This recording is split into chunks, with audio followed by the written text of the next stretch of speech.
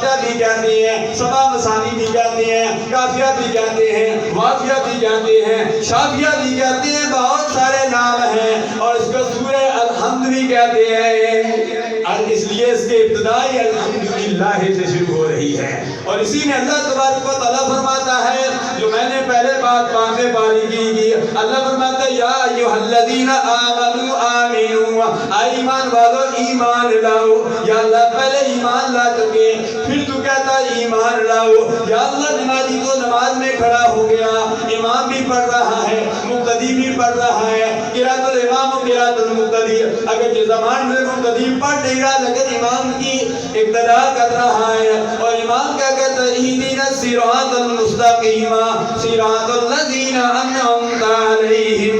या अल्लाह मुझे सीधे रास्ते पर चला, उन लोगों के रास्ते पर चला जिन पर तेरा इनाम हुआ। मतलब क्या? बंदा रब्बी बारगाह में सीधे रास्ते पर है, इससे बड़ा सीधा रास्ता क्या है?